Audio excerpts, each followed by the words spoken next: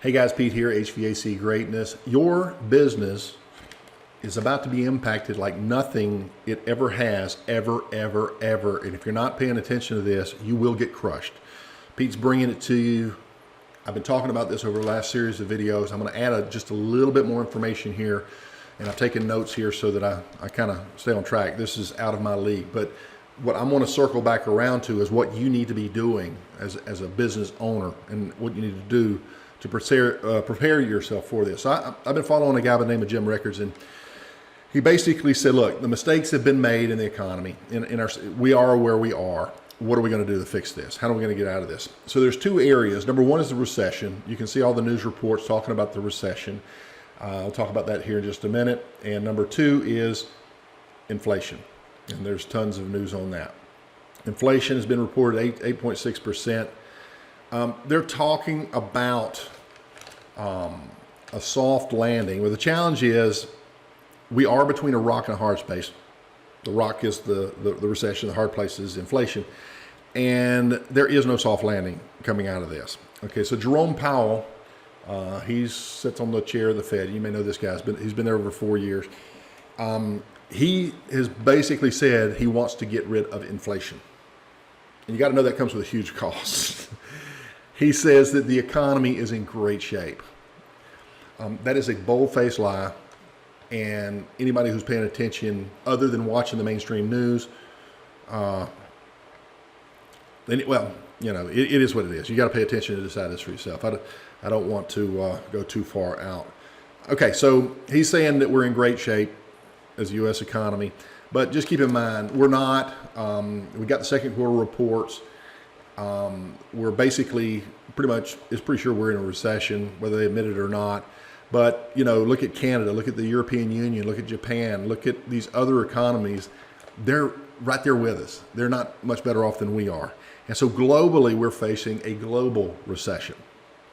Okay? And so what Jerome Powell, in effect, is saying by saying, you know, he wants to get rid of inflation is we're going to have a recession. Okay? There's no way around this, guys.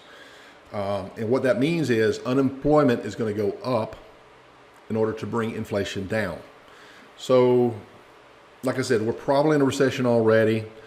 Two things cause this. One's called a supply push, okay? And the other one is a demand pull.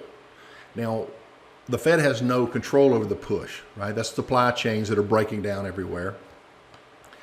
They don't go out and manufacture air conditioners. They don't go out and mine silver that goes in your circuit boards and stuff like that. But they can somewhat influence pull, and that's the way you perceive it, and try to keep that under control. So what does that mean? That means if you knew what was really happening, you'd be saying, oh my gosh, everything's getting ready to get really expensive. Let me stock up now while I can afford it. And so all of a sudden you start getting demand. When people start kicking this mindset in, that's a hard thing to change. So they're doing everything that they can to avoid this. And there's your first hint is what you need to be doing. You need to be stocking up on things that you can get now that you know you're going to be utilizing, and get those ready for the next season as you can afford.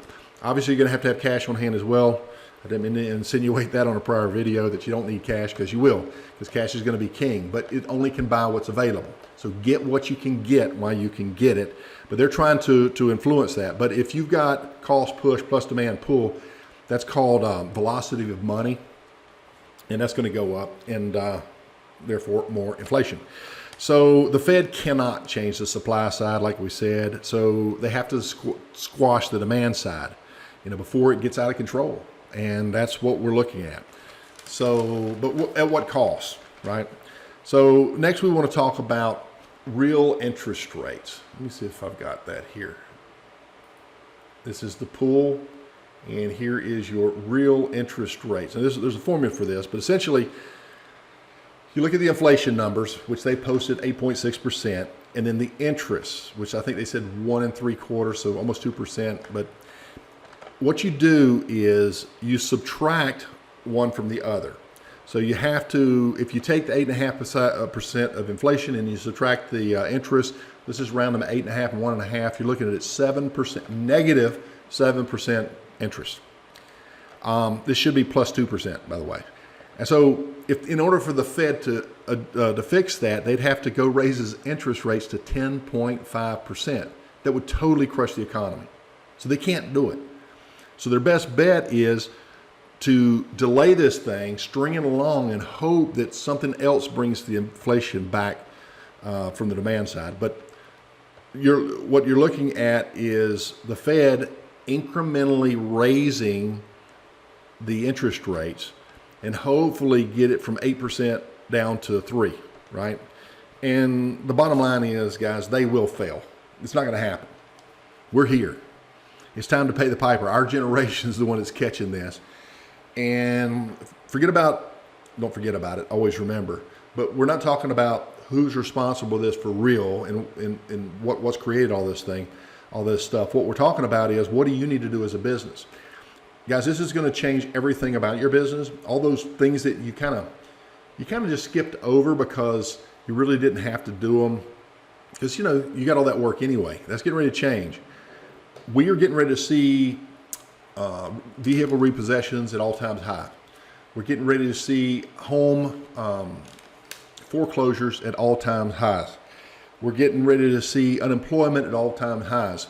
We're getting ready to see your customers go from just fix it to, well, I need it broken down. I need this. I need options.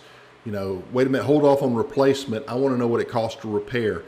You're getting ready to come into a different dynamic when you're interacting with your customers. That's what we want to prepare you for. So what I've been working on over here at HVAC Greatness is a platform, and what we're going to do is we're going to strategize how to thrive during this down economy. And this is different. It's very similar, but it's very different if you're going to survive, particularly if you're a small company. I'm already hearing of a particular brand. I'm not going to say it because stuff comes back, but there's a distributor in a certain state that they're already picking out who they're going to sell to when supply chains start breaking down. They had to be selective. Who do I sell to? And it's the big guys. So the big guys, they have deeper pockets, and they're going to be able to get equipment when you can't. Little guys, we need to be coming together right now, because they specifically said they're cutting their smaller dealers off no matter how many years they've been doing business.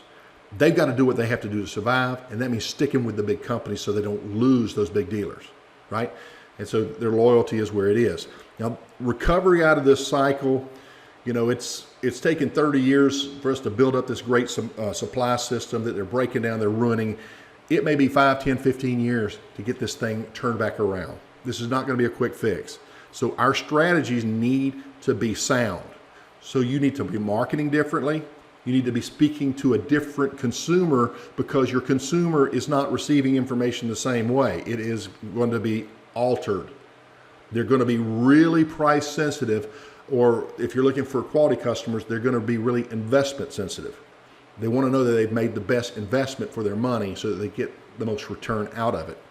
And so you need to be able to communicate these things, and you definitely need to be able to communicate on an emotional level so that you can initiate that call to your business. So you're not going to be able to beat the big companies with money. You're going to have to be able to beat them with smarts. Okay? So let's pull together and let's talk about the strategy on the marketing, the strategy on fulfillment, the strategy on the service side, the strategy on, right now, I had a call this morning where it's mostly a commercial company. All the installation crews are having to come over and help service because they can't get any equipment in and they can't stay busy. If your business is set up so that most of your GP is dependent on replacements or installation, and all of a sudden that equipment's not there, are your service numbers good enough to carry your overhead? Probably not. We're going to talk about that. We got a lot to cover. If you're interested in this, I've not rolled this out yet, but if you're interested in being a part of this, it's going to be very economical, because we've got to make sure that the little guys, the one-man operations, can afford this. Okay, so this is not a big expensive deal at all, but it's going to be the best investment that you've ever made in your business. You can bank on that. So we're going to be doing this platform. Email me, hvacgreatness@gmail.com. No Pete or anything else, just hvacgreatness@gmail.com. And say, Pete, I'm interested. I want to get on the waiting list. And for you founding members, you'll always get a break. And we hope to have this thing rolled out here pretty soon, but we got to get started now. I mean, you need to be invested right now. Cut your spending. Don't go buy new vehicles. Don't go buy anything new right now, okay? Don't go in debt, all right? The average customers out there have less than, I think over half of America has less than $500 in the bank account. So this is going to impact a huge percentage of your customers, and that great customer base that you already have, a good chunk of them are going to go away. I'm not renewing that maintenance agreement, right? I'm in a bad situation right now. I cannot afford you. We're just going to stick a window unit in or whatever we got to do, okay? This is changing the game. So if you're going to thrive and not just survive, you need to have a plan, and you need to get started now so that while your competition is scratching their heads and they're lost, you already know what you're going to do. P. Ramsey here, HVAC Greatness. Stick around. Email me at hvacgreatness@gmail.com, and I'll put you on the list. Talk to you later. Bye-bye.